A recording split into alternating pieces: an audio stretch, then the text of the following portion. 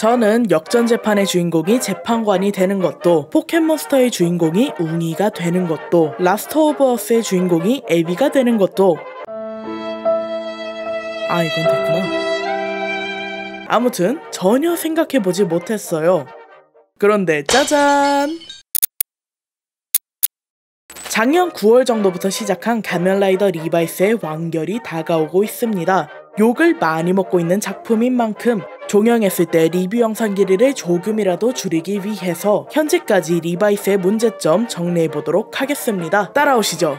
시작은 가벼운 걸로 들어가겠습니다. 주요 등장인물들을 제외한 모든 등장인물들의 서사가 급전개로 흘러가고 있어요. 하지만 널 사랑했단다 같은 뻔한 스토리만 남아버린 초반 아야카 모녀 이야기라든지 할아버지 말을 잘 듣는 효자 BJ 본이라든지 말이에요. 이 급전개에 가장 큰 피해를 받은 캐릭터는 우시지마 일가와 다이지라고 생각합니다.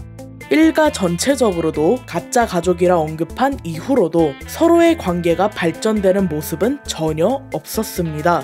하지만 39화에서 갑자기 처음으로 히카루가 타스케와 키미코에게 아빠, 엄마라 칭하는 장면이 나오고, 키미코가 죽은 것에 대해 히카루는 과하게 울분을 터뜨리고 타스케는 착잡한 듯 책장에 있던 것들을 엎지르죠. 사실은 이 녀석들도 가족이었어 같은 상황을 연출해버리니 급전개로밖에 보이지 않습니다. 다이지의 사례는 하도 길기 때문에 뒤에서 말하도록 하겠습니다. 리바이스는 1호부터 3호 라이더까지 서사 문제가 많은 작품이므로 각각 라이더들의 서사에 문제점을 짚어보도록 하겠습니다. 첫 번째로 이키와 바이스부터 가보시죠. 현재 주요 세력인 데드맨즈, 페닉스, 위켄드 중 이키와 연관되어 있다고 생각나는 세력이 있나요? 데드맨즈는 1, 2쿨에선 사쿠라, 3쿨은 다이지와 연관되어 있고, 페닉스와 위켄드는 각각 다이지, 사쿠라와 연관되어 있죠. 이키에게 주어진 역할은 그저 바이스와 나이스 바이스를 외치고, 유키미와 겐타에게 장난만 믿어를 외치는 일밖에 없습니다. 그나마 바이스에게 주어진 베일과의 대립관계도 39화를 기점으로 파트너를 잃어버린 점이 동일한 다이지에게 넘어갈 가능성이 있죠. 그나마 주어진 설정이라곤 바이스와 계약한 대가로 기억을 점점 잃어가는 것밖에 없는데, 그것도 한두 번 언급되다가 39화에 와서야 기억을 잃는 속도가 점점 가속된다는 게 공개된 정도입니다. 지금까지 1호 라이더가 이렇게까지 취급을 못 받는 그런 작품이 있었나요? 흔히 비교되는 제로원에서도 1호 라이더인 아루토는 이 정도의 취급을 받진 않았습니다. 에임즈, 자이아, 멸망실레 모두 아루토가 주축이 되어 이어지는 세력들이었습니다. 정도가 지나쳐 휴머기어 빠돌이가 되긴 했지만 적어도 휴머기어 아버지에게 영향을 받아 휴머기어를 믿게 되었다는 설정은 꾸준히 유지가 됐고요.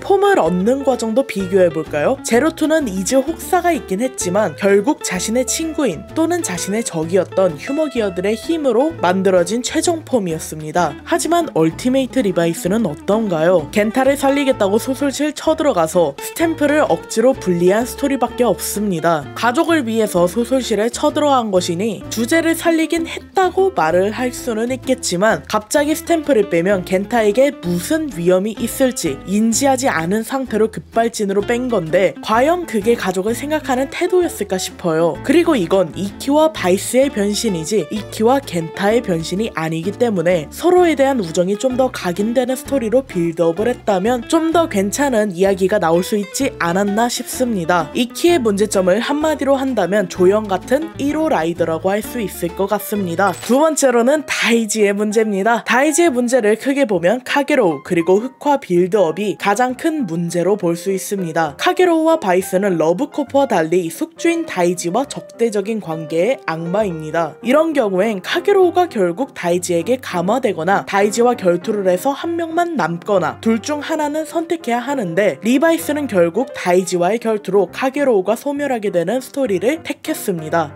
하지만 이 과정이 제대로 조명되지 않았다는 거죠. 내면에서 카게로우가 점점 날뛰는 거를 보여주다가 터진 내용이 아니라 갑자기 하루 만에 카게로우가 나오더니 다이지에게 이제 정리할 때가 됐어 이러면서 덤벼든 거거든요. 무려 한 화 만에. 전 회차엔 전혀 기미가 없다가 갑자기 벌어진 일입니다. 게다가 전투는 한 화 만에 끝나버리는데 그 전투조차 사쿠레라의 전투에 분량이 반토막 나버리죠. 그리고 이 회차는 라이브의 강화폼 홀리라이브가 첫 등장하던 날이었습니다. 그러면 이렇게 다이지에게 중요한 회차에 사쿠라와 아길레라가 끼어들 정도로 중요한 싸움을 했던 거냐? 그건 또 아니에요. 다이지 도우러 가던 사쿠라한테 맥락없이 아길레라가 달려들어서 난리친 거거든요. 그렇다고 사쿠레라가 싸운 이후에 결론이라도 나긴 했냐? 그것도 아니에요. 그냥 아무런 의미도 없는 싸움을 굳이 다이지에게 가장 중요한 26화 중 굳이 다이지와 카게로우의 전투에 넣어버린 거예요.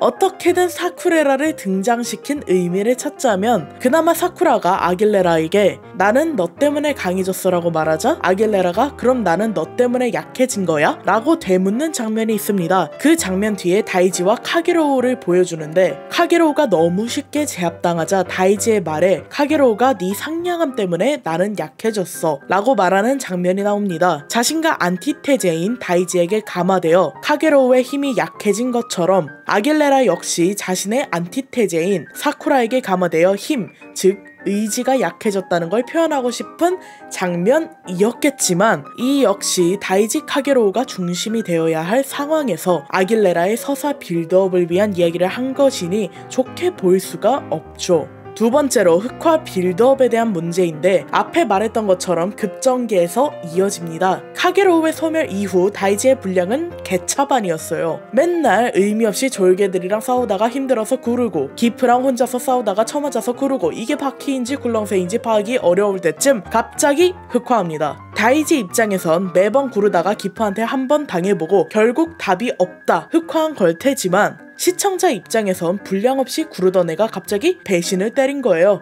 다이지란 캐릭터에 시청자들이 관심을 줄 만큼 분량을 전혀 주지 않은 상태에서 갑자기 흑화를 시켜버리니 이키, 바이스 입장에서 보던 시청자들은 다이지만 나오면 답답한 전개가 나오기 때문에 호감도가 떨어질 수밖에 없죠. 그냥 작품마다 한 명씩은 등장하는 굴렁쇠 캐릭터 아니냐 할 수 있는데 다이지는 아무리 좋게 봐줘도 각본가가 악의가 있거나 싫어한다고 밖에 표현을 못할 것 같아요. 쉬운 예시로 옆 동네 돈브라더즈의 하루카가 있는데 하루카는 매번 동료고 적이고 할 것 없이 발로 차이고 구르지만 싫어하시는 분 계시나요?